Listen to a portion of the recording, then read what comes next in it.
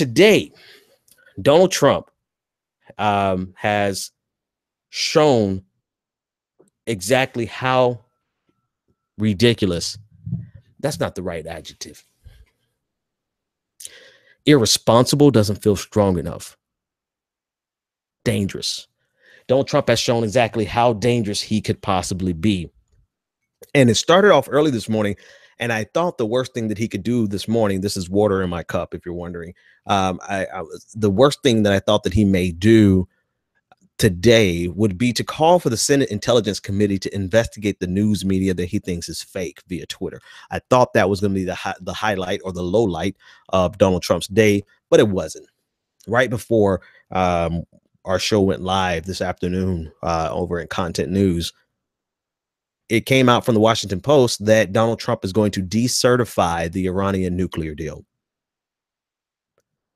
The Iranian nuclear deal, which was signed by President Obama and negotiated by John Kerry, Secretary of State John Kerry, the Iranian nuclear deal that stalled for a good period of time, about 10 to 15 years, depending on whose estimate you asked, the Iranian nuclear program, the Iranian nuclear weapons program.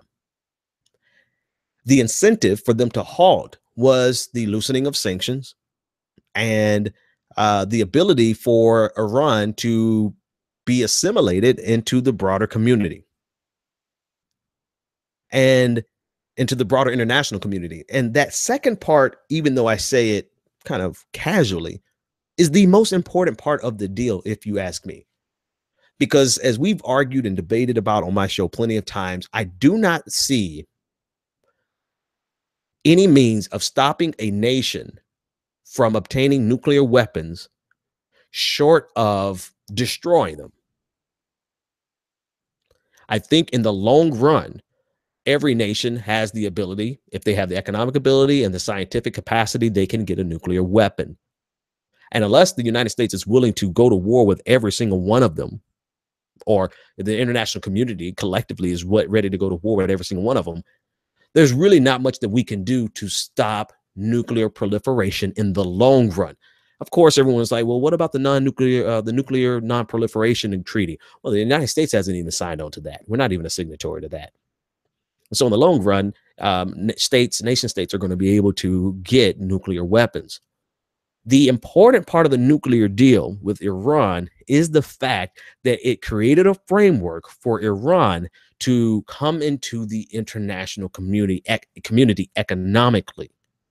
And why that's so important is that once you have gotten in bed economically and our economies become interdependent, a couple of things happens. One, now, what I'm getting ready to describe to you is neoliberalism. I just want to be upfront. This is global neoliberalism economically, and it is a foreign policy paradigm as well, international relations paradigm as well. But the neoliberal dream, which on the international stage is actually not, has some benefits. Let's leave it there. And here's the benefit. The neoliberal dream on the international stage is that states become so interconnected economically that it wards off any potential for conflict. That's like literally, that's like the core of the neoliberal of the neoliberal international relations theory. The international relations theory is based on the economic hope of interdependency, trade. Let's trade with each other.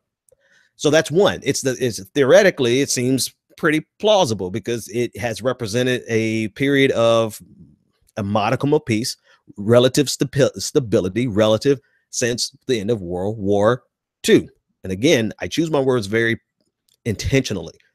It's a modicum of peace and a modicum of stability compared to the years prior, right? In other words, we haven't had another world war. We've had plenty of proxy wars. We have plenty of skirmishes. We've killed plenty of people. We've drawn the hell out of regions. We've exploited the global south. We've done all these things that are still that are the pinnacle of American empire and capitalism and things that have to be addressed. However, what we have not had is a global world war. And that is based on the theory that when economies get interdependent, well, they have less incentive to go to war. It's based on the democratization theory that basically says that the United States or there has never really been wars between democracies. That's not really as accurate, but there's some truth. There's some evidence to support it. And then it's also called the McDonaldization theory. Basically, wherever there's a McDonald's, there's capitalism. And where there's capitalism, we're not going to go to war with another capitalistic state. All right, I'm going all the way around to tell you why the B side of the Iranian nuclear deal is so important and why it makes it so much more ridiculous for Donald Trump to decertify it. The B side of why the Iranian nuclear deal is so important is because it was set up to bring Iran from the cold, from being a rogue nation, from being on the outskirts, to bringing it back to really where it was before the revolution, Iranian revolution, and really where it was before the coup, the 1954 coup, where the United States installed the Shah. You know, Iran was a pretty modern state throughout most of its throughout most of the 19th century, of the early I'm sorry, I remember my centuries right, the early 20th century. And so this allows a framework for them to come back into the collective international community, to get integrated into the different economies, to increase trade between all of the nations. And where there's trade, there's less likeliness for Iran to be a rogue state with nuclear weapons. What we were trying to create in the long run was to have a nuclear Iran, because they're going to eventually get a nuclear weapon anyway, a nuclear Iran that had more interest in stability than it did anything else. And I mean anything else, any religious differences with or any political interested differences with Israel, anything else. The most important thing for Iran in the long run would have been to maintain the stability, which means we can trust you, Iran, with a nuclear weapon. That's really what Obama's nuclear deal did. That's what it was. It was the pinnacle. If you ask me, it was the pinnacle of neoliberal international relations theory. And yet here, Donald Trump, just simply because he thinks it's the worst deal ever, I'm not going to call any names, and I'm not even going to call situations. I'm just going to say that there's a guy I got into an argument with today who swore up and down that the Iranian nuclear deal was the worst deal ever. And he couldn't prove to me why. I was like, why? Show me why. How, Sway? How is it the worst? I'm just saying it is. It is. Why? How? And then he said, well, Iran has already violated the deal anyway, so Trump is doing the right thing. I'm like, really? How? Please show me some evidence. And I'm going on this tangent because it shows you how ignorant and how propagandized is probably the more accurate word, how propagandized our population is, particularly people of the conservative persuasion or the libertarian persuasion. They are so propagandized that even when we went to PolitiFact to check, has Iran violated the nuclear deal? The claim that Iran violated the nuclear deal, it was mostly false. Not that I think PolitiFact is like the crown jewel of integrity, because there's some stuff that I've seen on PolitiFact that's bullshit. I will admit that first. But when we went down, the only evidence that we had time to gather, the one that he brought to me was a PolitiFact, and it's like at the bottom, champ, at the bottom it says that this claim that Iran violated the nuclear agreement is mostly false. But anyway, I can't believe that we are now in a situation where the only option for peace has now, or next week, he's supposed to give the speech on the 12th, and his plan is to reinstate sanctions and to deal harshly. You know, I can't believe we're at the point where the only real path for stability, let me choose my words correctly, because it's not peace, it's going to be stability, is being poo-pooed upon by a man who probably hasn't even read 2 pages of the Iranian deal.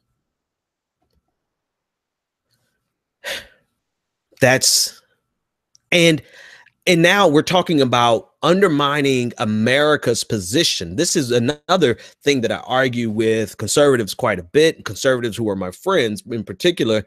I argue that bravado is not strength. Sometimes bravado undermines your strength and puts you in a weaker position. In other words, when we were saying, oh, we're going into Iraq with shock and awe, everybody was like, America's strong. We went in with shock and awe and shocked and awed our ass right into a decades long, occupation and destabilizing the region, pouring in all of our resources, our money, our soldiers, the live blood, the blood of Iraqis. We really, we went in and with bravado and screwed ourselves. And so bravado is not strength, but an oversimplistic view of the world will make you a foreign policy will make you think that the person who shouts the loudest is the strongest. And that type of overly simplistic view of the world has gotten us into trouble so many times. And here we are with this orange Cheeto, Donald Trump, I promise you, he is going to go down as the worst president in the history of the United States. And we've had some shitty presidents.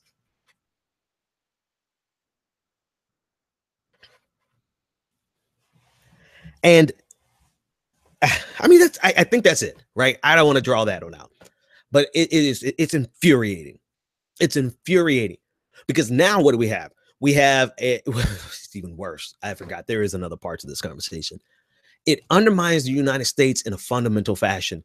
There is a theory, and not a theory, there's a principle in international relations that I probably is unspoken in most cases, because it is so fundamental to international agreements. And that is a Latin phrase called pacta sunt servanda.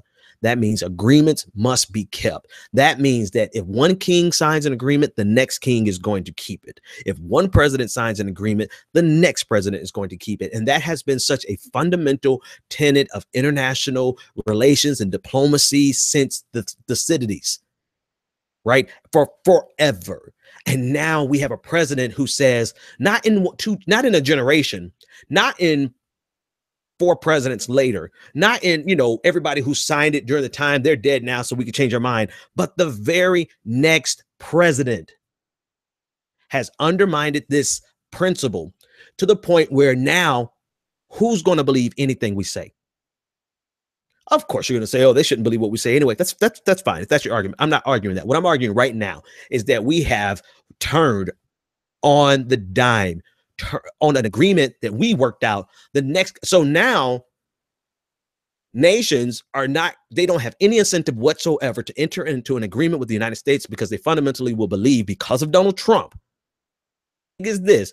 They will fundamentally believe that America cannot be trusted. The next administration may undermine this administration. What treaty can we enter into? What treaty can we enter into and a nation not question whether or not the next administration is going to uphold it? And it undermines us in another principle fashion, because if we had a back channel, God damn, Donald Trump, man, fuck that dude. Seriously. I mean, I can't say that enough, but motherfuck Donald Trump, because if we had a back channel to North Korea to stave off a conflict with North Korea that seemed inevitable because of 2 madmen at the helm of 2 nations with nuclear weapons, we had a back channel established with them through Rex Tillerson, and now they're going to look at Rex Tillerson and say, we can't do anything with you because we can't trust your president, and we can't trust the United States because they turn on their agreements. And his bravado has now undermined us in a spectacular fashion. I apologize, kind of, sort of. Sorry, not sorry for the profanity, but I just don't.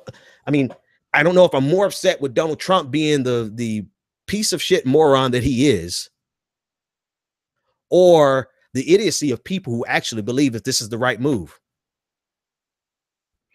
I don't know.